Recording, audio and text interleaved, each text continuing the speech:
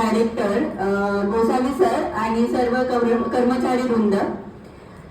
तर आज रामदास दादा म्हणजे माझ्या पप्पांचा सेवापूर्ती सोहळा आणि आज खूप आनंद पण होतोय, मिश्र भावना आहे. आणि मी पहिले तर म्हणजे त्यांचा प्रवास सगळ्यांनी सांगितला, पण मी तो स्वतःहून ऐकलाय. मला सगळ्या त्यांच्या बहिणी, त्यांचे मित्र सगळ्यांनी सांगितलंय की म्हणजे 4 भाऊ आणि 3 बहिणी एवढ्या मोठ्या कुटुंबात जन्म घेणं आणि आई वडील दोघंही अशिक्षित, शिक्षणाचा कुठलाही गंध ज्या कुटुंबात नाही त्या कुटुंबात जन्माला येऊन सुद्धा पप्पांना इतकी शिक्षणाची ओढ. आणि ते दुसऱ्यांनाही कायम सांगत असतात की शिक्षण हाच माणसाचा तिसरा डोळा आहे. आम्हालाही तेच सांगितलं की तुम्ही शिकले तरच तुम्ही तुमचं काहीतरी भविष्य आहे, पण तुम्ही जर शिकले नाही तर मग तुम्हाला काही म्हणजे तुमचं लाईफ छान नाही राहणार. आणि तसंच त्यांचं जे प्राथमिक शिक्षण होतं तर ते पुस्तक वह्या ते त्यांनी स्वतःच्या पैशात नाही घेतलंय. ते गिरणी झाडली, किराणा दुकान झाडलं किंवा त्या दुकानात काम केलं, वाचनालयात काम केलं.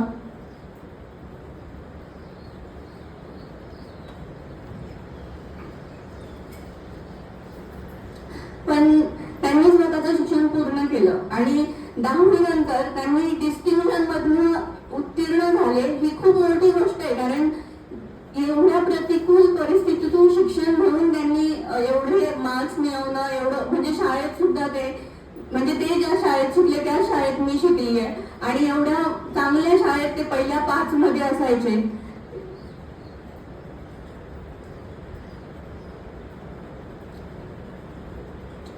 तर त्यांची खूप इच्छा होती की त्यांना शिक्षक व्हायचं होतं. त्यांचा नंबरही लागला होता, पण काही कारणास्तव म्हणजे राहण्याच्या गोष्टी, नाशिकमध्ये त्यांना सोय नाही झाली.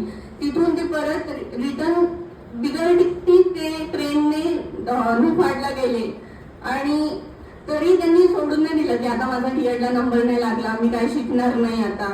त्यांनी तरी पण 11th-12th करून BCom केलं आणि ते नोकरी करूनच शिक्षण घेतलं आणि जॉबलाही लागले. इव्हन त्यांनी लिटरली जेव्हा शिक्षण घेत होते एका पतसंस्थेत पिंपळगावला काम करत होते, तर तेव्हा सायकलवर निफाड ते पिंपळगाव हा प्रवास केला.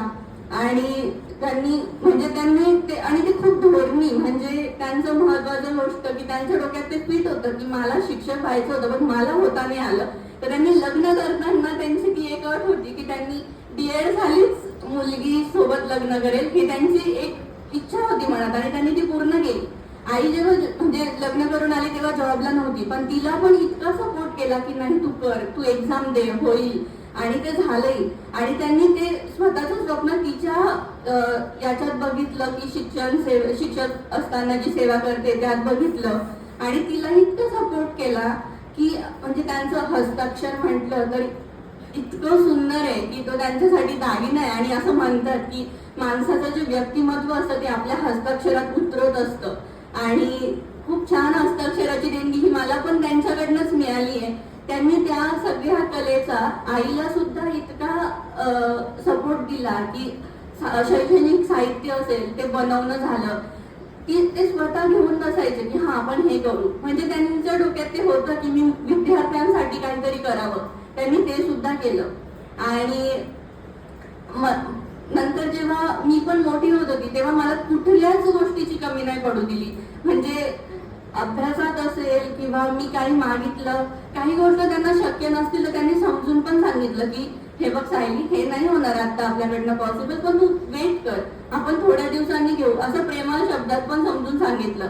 पण कधी कधी त्यांना कठोर पण व्हावं लागायचं. ते आम्हाला म्हणायचे की त्यांचा संयमी जो स्वभाव म्हटला ना, आम्हाला सांगायचे की हे बघ, म्हणजे त्यांनी 3 वेळा वॉर्निंग द्यायचे की ह्या गोष्टी बॅलन्स आहे, हे बघ 3 तुझा बॅलन्स झाला, त्याच्यानंतर ते ओरडायचे. पण ते त्यांचं ते संयम खूप होता की ते तोपर्यंत नाही ओरडले. त्यामुळे ते आम्ही घडत गेलो. आम्हाला स्वतःलाच कळत गेलं की आपल्याला आपल्या आई वडिलांसाठी शिकायचंय, त्यांचे स्वप्न पूर्ण करायचे.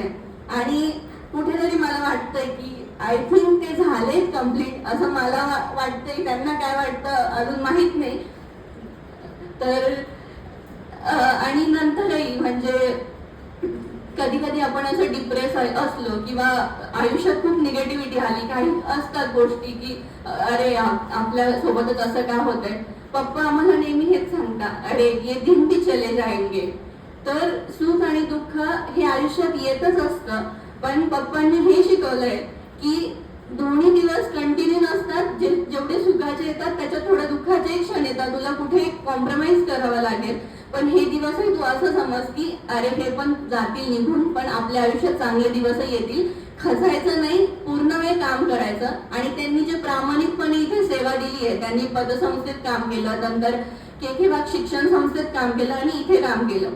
तिन्हीकडे असंच होतं की त्यांना खूप वेळ द्यावा लागायचा. लिटरली कधी कधी रात्री पप्पा 11, 11:30लाही घरी यायचे आणि मी जोपर्यंत लग्न नव्हतं झालं मी कंटिन्यू म्हणजे वाट बघत बसायची की पप्पा कधी येतील. आणि मी त्यांना म्हणायचे पण, तुमचा टायमिंग तर एवढाच आहे ना, याच्यानंतर का काम करताय तुम्ही, तुमच्या स्वतःचं आरोग्यही, तुमचं जेवणाचं थोडं शेड्यूल खराब होतं. तर पप्पा म्हणायचे नाही, मला माझं ते कर्तव्य मी ते कम्प्लीट करून येणार. तर असे कर्तव्य दक्ष आणि संयमी असे माझे पप्पा. तर मी त्यांना एकच सांगेल, आता रिटायर होत आहे, सेवानिवृत्त होत आहे, तर तुमच्या आरोग्याकडे लक्ष द्या. आणि ते मला सांगायची गरज पण नाहीये, त्यांच्याकडे वक्तशीरपणा इतका आहे की त्यांचं शेड्यूल ठरलेलं आहे. ते 10:30च्या ठोक्याला झोपणार म्हणजे झोपणारच. त्यांना आम्ही जरी बडबड करत असलो तरी त्यांना आवडत नाही की मला झोपायचं, तुम्ही तिकडून निघा माझ्या बेडरूम मधून, मी झोपतोय. आणि सकाळी उठल्यानंतर उठायचा टायमिंग फिक्स, सकाळी उठल्यानंतर वॉकला जाणार, त्याच्यानंतर त्यांचे जे काही शेड्यूल आहे, ज्या काही चांगल्या सवयी आहे त्या खूप वाखाणण्याजोग्या आहे. आणि मला खरंच खूप आनंद वाटतो की अशा वडिलांच्या पोटी मी जन्म घेतलाय. आणि मी शब्दात व्यक्त नाही करू शकत, पण ते माझ्यासाठी खूप इम्पॉर्टंट आहे. आणि त्यांनी आता फक्त आरोग्याची काळजी घ्यावं. आणि त्यांना संगीत क्षेत्राची पण खूप आवड आहे. म्हणजे त्यांनी महाविद्यालयीन जीवनात म्हणजे फक्त अभ्यासच केला असं नाही, त्यांना हृदयनाथ मंगेशकरांकडनं सुद्धा पारितोषिक मिळालेलं आहे संगीत क्षेत्रामध्ये. आणि पुढे काही कारणास्तव त्यांचं ते कम्प्लीट झालं नाही किंवा त्यांना काही टाइम मिळाला नाही. सो आता मी त्यांना म्हणतेय की तुम्ही परत हार्मोनियम कंटिन्यू करा आणि तुमचं गाणंही शिका, तुमचे छंद कम्प्लीट करा आणि हॅपी राहा, आनंदी राहा. धन्यवाद.